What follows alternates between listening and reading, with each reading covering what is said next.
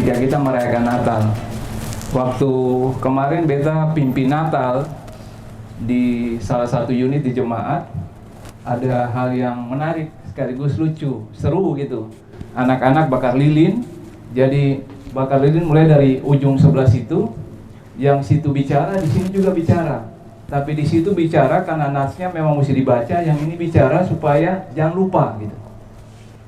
Jadi karena beta duduk dekat mereka, dengar gitu. Jadi suaranya sama-sama kencang, cuma yang satu pakai mic, yang satu yang pakai mic. Jadi kalau lihat hal itu, beta ingat satu pengalaman pelayanan yang pernah diceritakan mungkin berulang kali. Jadi pada suatu saat bakar lilin, tapi kali ini bukan anak-anak kecil yang bakar, orang tua, orang-orang lansia, jompo. Jadi di panti jompo, dong berderet kayak gitu. Lalu yang satu baca, dua baca, tiga baca, yang empat ini pas lihat dua baca, dia panik karena dia lupa ayatnya. Dia tanya perurutan 5 yang di samping dia, jadi dia duluan baru yang di samping. Si punatsa apa gitu. Lalu yang itu bisik-bisik ini, Yesus berkata, akulah terang dunia. 1, 2, 3, 4 sampai di dia langsung dia bilang nas yang di sebelah, Yesus berkata, akulah terang dunia. Yang nomor 5 panik, beta pun nas sudah membaca, beta bilang apa? Akhirnya langsung dia bilang, aku juga terang dunia.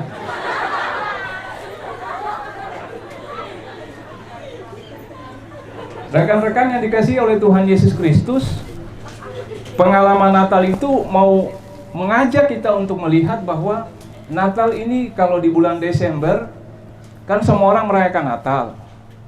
Semua orang bikin Natal. Tetapi ketong diajak untuk mempersiapkan Natal itu dengan sungguh-sungguh. Beta bersyukur bahwa boleh hadir dalam pelayanan yang dilakukan oleh Angkatan Muda Cabang BPG yang merancangkan Natal dengan sengaja dilakukan di sini karena katanya karena Dobo ini konteks pelayanannya laut dan pulau, jadi sekali-sekali ketong bikin di atas feri lah.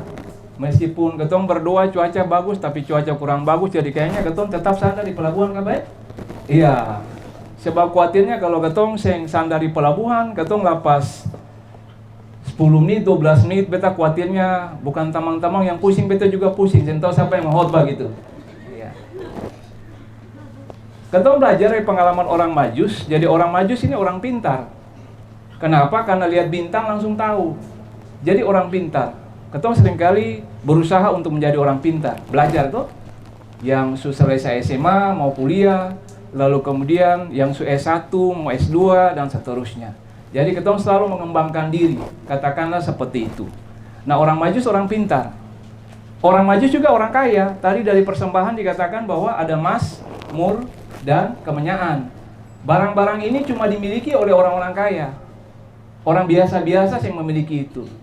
Lalu mereka melakukan perjalanan yang jauh. Dulu ketika melakukan perjalanan seperti itu, belum ada angkutan. Belum ada angkutan kayak ketong naik ferry gini, atau katakanlah kereta api dan pesawat terbang dan seterusnya.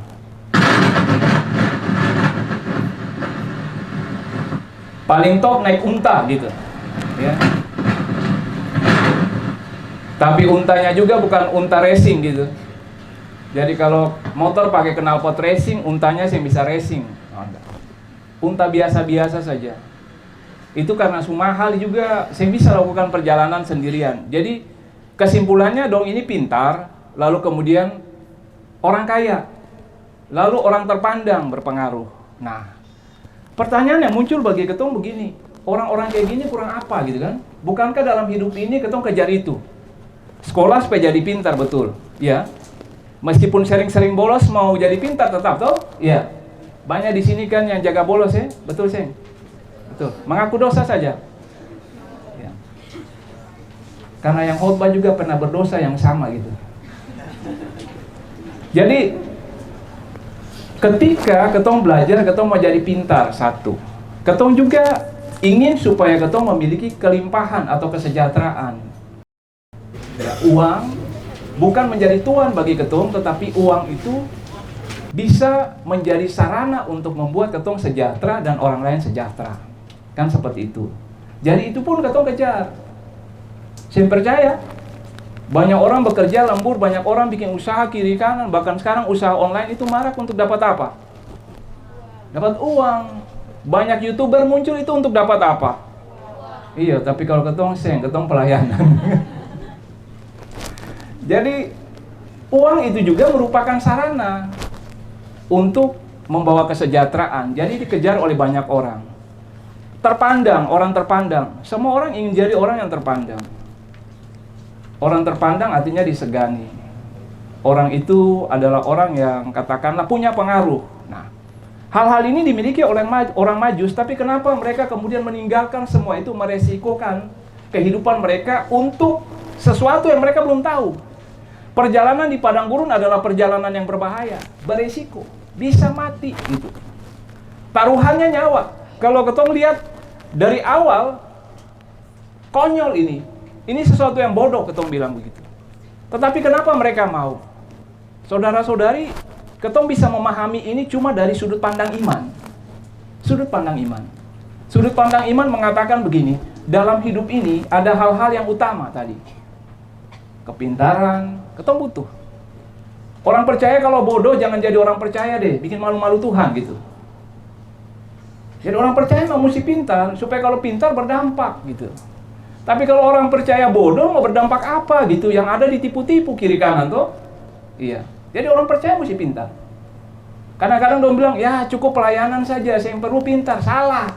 Daniel dan kawan-kawan itu pintar, Musa itu pintar, Paulus itu pintar. Jadi pintar supaya berdampak gitu. Nah, semua itu mereka miliki. Kenapa kemudian mereka meninggalkan hal itu? Karena mereka mengejar yang terutama dalam hidup ini. Kepintaran, uang, popularitas adalah hal-hal yang terkadang kita butuhkan, tetapi hal-hal itu bukanlah yang terutama dalam hidup ini. Banyak bukti. Kenapa artis-artis top kemudian lari ke narkoba? Artis-artis top kemudian bunuh diri. Apa yang kurang dari mereka? Satu kali syuting itu bisa puluhan juta. Sinetron selesai satu season saja itu ratusan juta gitu. Apa yang kurang? Tapi kenapa mereka pakai narkoba? Kenapa mereka kemudian ada yang bunuh diri? Kenapa mereka kemudian merasa hidup itu sia-sia? Karena mereka memiliki yang utama dalam hidup ini, tetapi tidak memiliki yang terutama dalam hidup ini. Dalam iman, kita harus melangkah naik. Suatu saat, beta percaya orang-orang muda di sini banyak akan menjadi orang-orang yang berhasil. Amin. Iya, pastilah anak Tuhan tuh. Iya, pasti. Nah, jangan lupa kalau sudah jadi orang yang berhasil, jangan cuma kejar yang utama, tapi kejar yang terutama. Yang terutama itu, beta bilang ini kayak hukum Pascal. Tahu Pascal kan? Dia punya, itu fisikawan asal Prancis. Kalau ketemu belajar di SMP fisika, ada namanya hukum Pascal. Nah, Pascal bilang, setiap ketong itu diciptakan dengan sebuah ruang kosong dalam ketong punya diri. Ini yang beta bilang terutama, yang terutama. Ketong boleh penuhi ketong pun diri dengan apa saja. Kelimpahan materi, ketenaran, kepintaran, kesuksesan, tetapi tanpa Tuhan mengisi ketong punya diri, maka hampa. Kosong. Jangan heran kalau kemudian orang-orang tenar, orang-orang yang berhasil, ketong bingung. Kenapa bisa begitu? Ya karena mereka tidak mengisi dirinya dengan apa yang terutama, yang tidak bisa digantikan dengan yang lain. Pascal bilang gini, boleh isi diri ini dengan segala sesuatu, tetapi satu ruang Tuhan siapkan hanya untuk dirinya. Dan kita hanya bisa isi dengan dirinya. Tanpa itu, maka kita akan merasa hampa dalam kehidupan ini. Jadi kejar yang terutama. Natal ketong juga kejar yang terutama dalam hidup ini. Yang kedua kemudian, dari orang Majus, ketong diajak untuk memberi, bahkan pada saat mungkin ketong kecewa ketika ketong tidak mendapatkan sesuai dengan apa yang ketong harapkan. Benar kan? Orang Majus melakukan perjalanan jauh. Dong cari bayi yang lahir ini di mana? Tadi dalam bacaan dikatakan di istana tuh, istana Herodes. Dong saya jawab nih kayaknya tadi dong saya baca apa? Istana Herodes. Tapi saya ada. Ketemu dengan ahli Taurat bilang kata bukan di sini, di tempat lain. Dong ketemu di mana? Di kandang ya, di kandang hewan. Kalau hitung betul kecewa sudahlah. Masa ketemu cari raja, bayi yang nanti menjadi raja ketemu di kandang. pulang saja. Tapi lihat, dalam keadaan yang seperti itu, mereka tetap maju memberikan yang terbaik. Beta tarik ini ke dalam pelayanan. Apakah ketika ketong melayani Tuhan, maka ketong akan selalu merasakan banyak hal yang menjadi kemudahan? Boleh katakan amin. Tetapi kalau bilang selalu, beta bilang seng. Dalam pelayanan kadang-kadang ketong menghadapi realitas tidak sesuai dengan apa yang ketong harapkan. Dan pada saat itu banyak orang akan mundur. Itu sebabnya ketong seringkali bilang, Ibu Pendeta banyak yang terpanggil sedikit yang terpilih kan? Seng tablo balik? Seng, betul, iya. Itu sebabnya ketong bilang begitu. Karena ketika ketong berusaha memberikan yang terbaik dalam pelayanan, realitasnya beda. Banyak orang mundur gitu. Lantik pengurus ranting, lantik pengurus cabang, rame-rame semua mengaku ya. Dalam perjalanan waktu 1 tahun kemudian mulai satu demi satu mundur. Dalam perjalanan waktu 2 tahun kemudian satu demi satu mundur. Cari percari punya setengah mati. Karena apa? Bisa saja karena realitas pelayanan bertentangan dengan apa yang ketong masukkan dalam ketong punya diri. Kecewa. Orang maju tidak seperti itu. Bahkan ketika realitas yang mereka cari tidak sesuai dengan apa yang mereka harapkan, mereka terus maju dan memberikan yang terbaik untuk Tuhan. Tadi dikatakan dalam bacaan, mazmur dan kemenyaan. Kalau orang kecewa, orang tidak akan memberikan yang terbaik. Mungkin masih ada dalam pelayanan, tapi mau berikan yang terbaik, sabar dulu. Nanti saja. Bisa ketong bersikap seperti itu. Sehingga pelayanan itu menjadi mundur.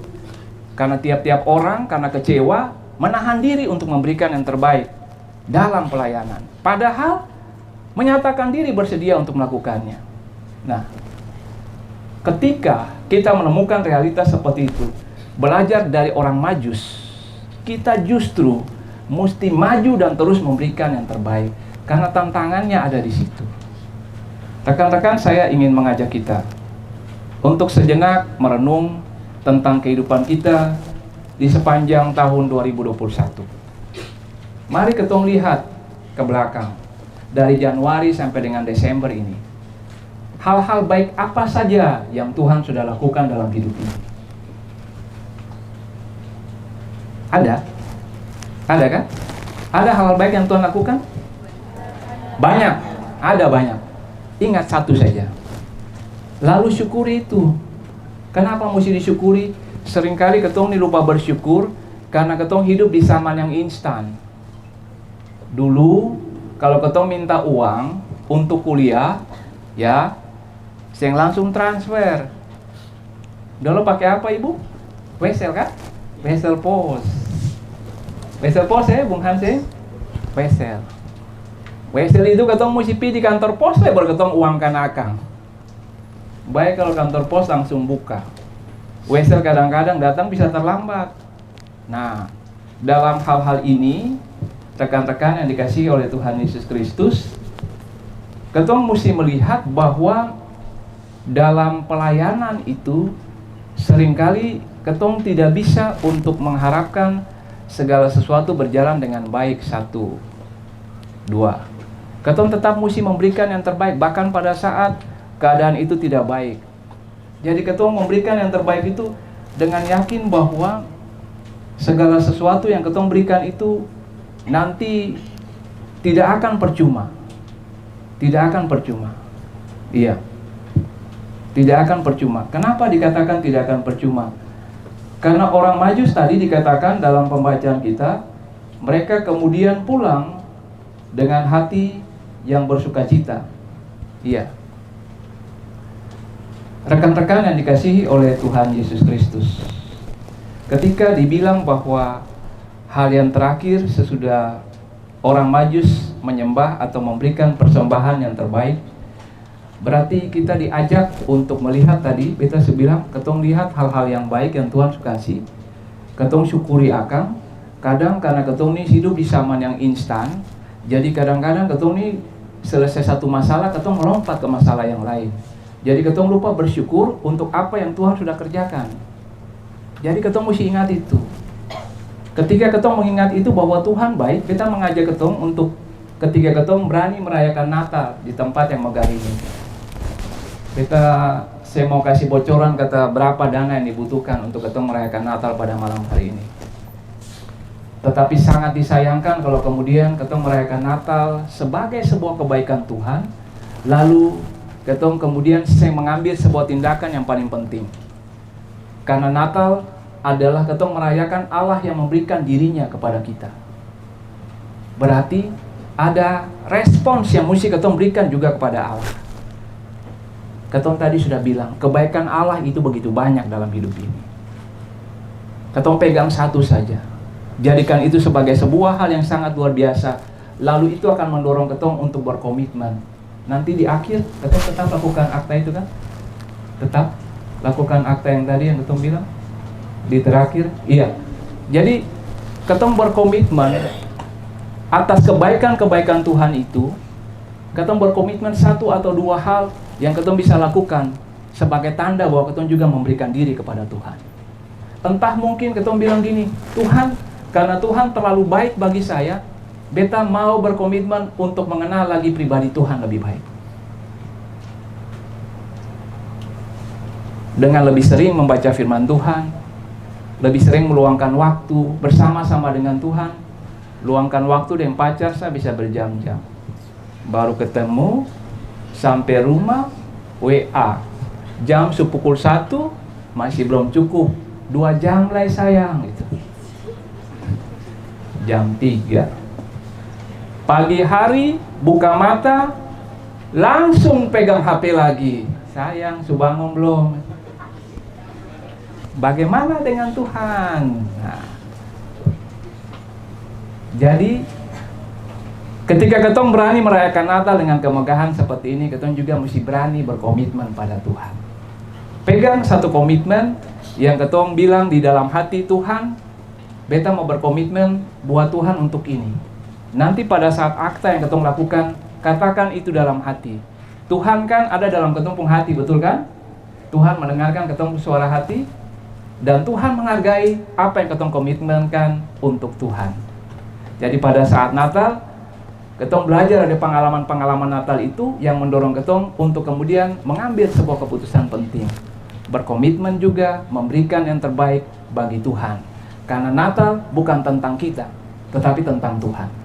Tuhan yang memberi diri kepada kita, dan kita juga meresponsnya dengan memberikan yang terbaik bagi Tuhan. Amin.